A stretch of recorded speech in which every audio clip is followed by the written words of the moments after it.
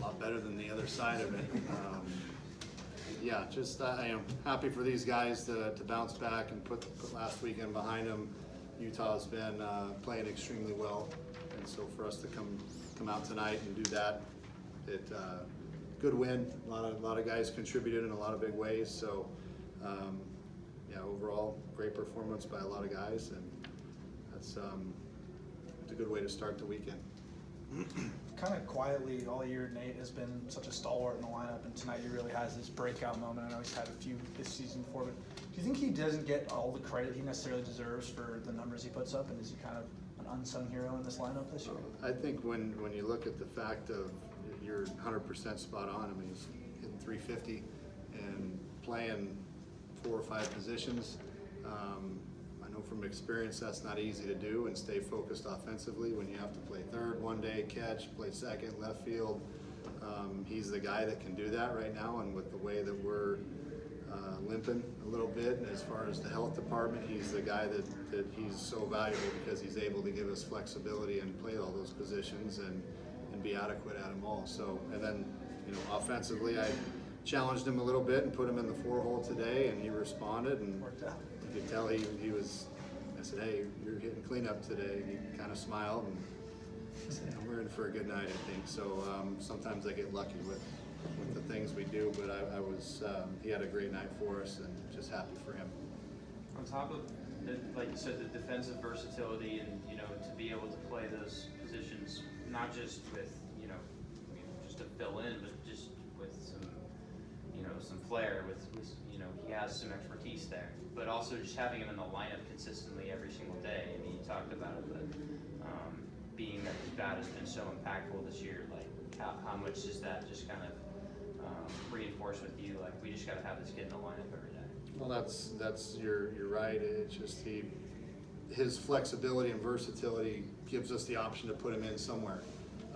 Where, you know, there's some guys that, you know, they're one of 2 positions or just one position guys where, you know, we want to keep his bat in there, but we also want to keep Campy in there. We want to keep Will going if we can, and want to keep some of these guys in the lineup. And Nate, the fact that he can play everywhere else is what keeps him going, and keeps the other bats in the lineup too that we need. So extremely valuable to be able to do that, and teams need guys like that if you're going to have any chance of success, I think. So he's been outstanding. You ever get surprised at the plays that Lampe makes in center? Just the slides and dives that he seems to make just gracefully almost at times? He covers some ground, and it's fun to watch him, and you know, he gets great jumps for the most part, and you know, when he takes the right angle, it's, you know, more often than not, like, oh shoot, he's gonna catch it, and he catches it, and so you think it's down for a base hit, and you're thinking of, you know, what to do next, and he comes up with the play. He's just been phenomenal all year long, and covering a ton of ground and taking away a lot of base hits out there. So he's fun to watch. On the base paths, I was asking Joe a little bit about it, but last year compared to this year, his speed has been used in a much different way, whether it's defensively or on the bases, but particularly on the bases, he looks a lot more calculated with his moves, and he attributed a lot to you guys in terms of just you know, refining and, you know, taking that extra step or making that extra jump. Like the straight steal third tonight was one thing he sort of cited. What have you guys kind of been telling him in terms of just how to, like, effectively use his speed, not only just effectively but efficiently? You know, there's things tendencies to look for on pitchers in certain counts and certain things that we've been really trying to drive home for him. And you know, the fact that he's as fast as he is, he just has to trust his reads and trust it and go. And he got caught on the pickoff at first today because he thinks sometimes he has to get such a good jump, and I'm like, you don't need a great jump. You just got to read it and go, because you're so dang fast, they're going to throw you out. So, you know, just getting him to trust his reads and continuously working with not only him but all of our guys on what the keys are. You know, and looking at pitchers top to bottom and trying to find out what those keys are from game to game, and then just trusting it and reading it and going. And he's he's worked extremely hard and diligent about it, and that's something that he, coming into this year, he wanted to get better at, because he knows he has the speed to steal bases. I still don't think he's anywhere near his potential on how many he can steal, but we're starting to get him more confident on situations to go on, and I wish he'd run more. There's times I give him the green light and say, okay, get a jump, go, and man, just trust it and go, but it's positive reinforcement that he continues to, when he does get good jumps, that he's safe a lot of the time, so just continuing to work on it. Have you played with anyone who were speed-wise who reminds you of him, or that person reminds you of Joe? And if so, like who is that, and what are sort of the similarities? I played with a lot of guys that can run, but he kind of has a unique style. So I'm trying to compare someone to him, and he's got the feet that kind of run out like that a little bit. I don't really know a style like his, really, because he's just he's kind of cut from a different cloth than most people I've played with. But the speed is obviously elite and top of the line. So like I said, the ground he covers in center field is outstanding, and the things he does is just it's fun to watch him. So as long as he plays with aggression and confidence, he's gonna be pretty dang good. Coach, you got a good performance out of Cam McGee today. He was back at third, but Ethan Long, he missed another start.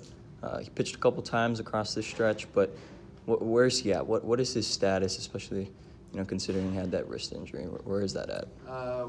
We got a second opinion on that when we got back from LA last week, and we got some good news on that. So we think, and we're anticipating him hopefully being ready for next weekend offensively.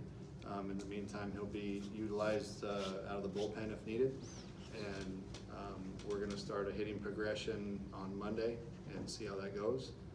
He was able to get an injection on that, and the second opinion was much more favorable than the first one. So we were excited about that and happy about that. So if all goes well, hopefully he'll be ready for Oregon. If you don't mind me asking, what were the specifics of the diagnosis? What was the good news? Good news is that it wasn't as, in the second opinion, it wasn't as severe as once thought, and even if there is a little bit of something going on in there, it's a much easier procedure than we once thought, if that happens to be the case. So he's, the bottom line, we think it can be solved with the injection that was given, and hopefully that'll calm it down, and he'll be ready to go hopefully next week. And if for some reason that doesn't work, then obviously we'll know it's a little bit more serious than thought, but fingers crossed that it's he's ready to go next week. How do you think this is impacting the way he's kind of thinking about the next couple months in his future? Maybe he's been hurt. He thinks he could build his resume better with another year. Do you think it's impacted his thought process? You'd have to ask him that. I think Ethan has something to prove. He knows how good he is, and if you ask him, he knows there's a lot more in the tank, I think, and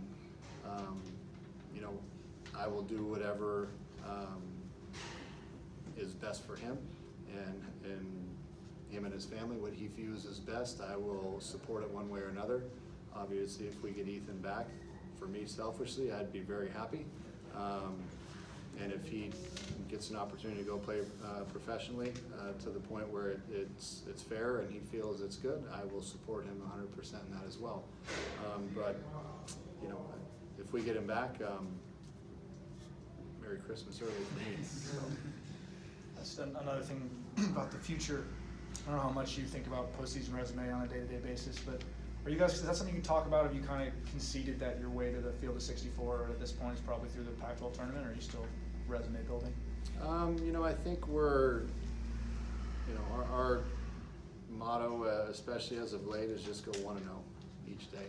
And we can't get too far ahead of ourselves. You don't know how these things are going to play out. We reel off 10 wins in a row. Who knows? Maybe we're the hot team with 30 wins going into this thing. Maybe I don't know. I've had it. I was on a team that had 36 wins and didn't get in. So you don't know how they're going to do it. Obviously, you hate to leave it to chance. we're in a position we can't really afford to look at that. So we are trying to focus on one day at a time and going 1-0 today. That's all we can do, and we'll see what happens.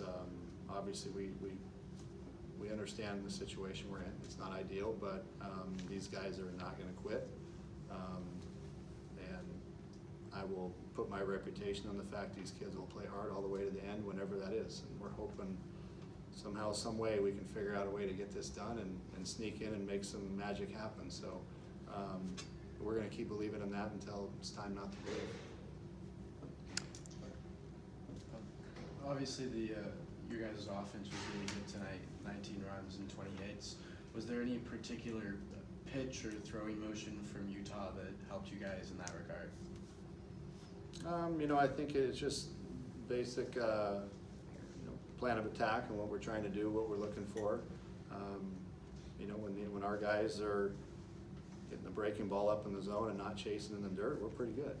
And we start chasing that stuff and fishing in the dirt, we aren't very good. So, but they had a great approach tonight. They were on the fastball, and after the first inning, they were able to get the breaking ball up in the zone and not miss it, and had a big night. So hopefully they save some hits and runs for tomorrow. Kind of going off of that, Sox last week gave up 1 run in 7 innings to the number 2 team in the country. This week you guys tagged them for 9 runs. Was there anything specific in terms of your scouting report on him that you felt like you guys really executed, or anything that really kind of clicked up there? He was very good against Oregon State. We obviously watched that start of his. He was down in the zone against them and had some good late movement and threw his breaking ball where he wanted to against them. Our goal against him was to try and get his fastball up a little bit and make the breaking ball, lay off the breaking balls down, and make the breaking ball be up in the zone and be aggressive. A lot of these times when pitchers get in a groove, you're trying to look for their pitch instead of looking for yours and be aggressive to yours. So our guys, I think, did a really good job of getting their pitch and being ready for it tonight, and being on the attack versus on the defensive, and paid off. So they had a great night tonight. I asked Joe and Ty the same question. With sort of the pressure on coming down the stretch here in these last couple of weeks of the regular season, how do you keep some of the younger guys that haven't necessarily been in this position at this level to stay with that 1-0 one-game mentality? It's not pressure, it's opportunity. So you got an opportunity to put on a Sun Devil uniform and go play baseball. Embrace it and go play like hell. Go after it and then give me what you got. And if you go out with that mentality and play hard, regardless of the results, I'm gonna be happy. So that's all we ask our guys every day. Obviously, sometimes the wins and losses aren't in your favor, but at the end of the day, you go out and play what you're capable of doing and play hard with aggressive mentality, and embrace the opportunities you have. That's all you can ask for.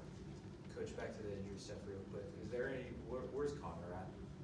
Just in terms of, was there any reason why he was pulled other than just like rest late, or did he re-aggravate? He'd been feeling a lot better with the week off, and then he hit the ball, I believe it was up the middle, and the throw kind of went high, and he kind of tried to duck as he was going into first base, so he didn't get tagged, and it kind of tweaked on him again a little bit.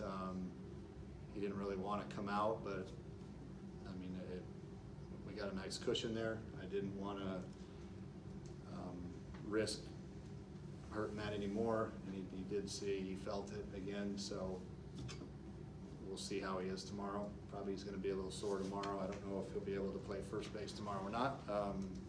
We'll evaluate how he feels in the morning. So, like I said, we got some horses that are down a little bit and bumps and bruises, but we're going to keep going. Keep going with what we got, and whoever's healthy enough to go, let's go, let's rock, let's jump on board and see what we can do. So, like I said, our guys are, regardless of where they're playing, regardless of who's playing, they're going to play hard, and to me that's a tribute to them and the mentality and the attitude that they're coming with every day. Hunter Haas hasn't been in the lineup these past several games. Where is he at? What did he happen to re-injure something last weekend, or? We're being very careful with his shoulder. he has good days and bad days with it still. Coming back, we wanted, obviously, he wanted to get back in there when he was feeling healthy enough to do so. We got him back in there. And there's days where it just really stiffens up and tightens up on him. So, you know, obviously we would love to have Hunter in the lineup, but not at the expense of risking long-term injury with him. You know, he's been pretty sore, which is obviously why he's not in there. So for him to say, Coach, I'm pretty sore. You know, he's a tough kid. He's going to play if he can, and he tells me that. I know it's got to be situational for now. I'd love to have him out there, but he's just not quite ready. Thanks, Coach. Thanks, Coach.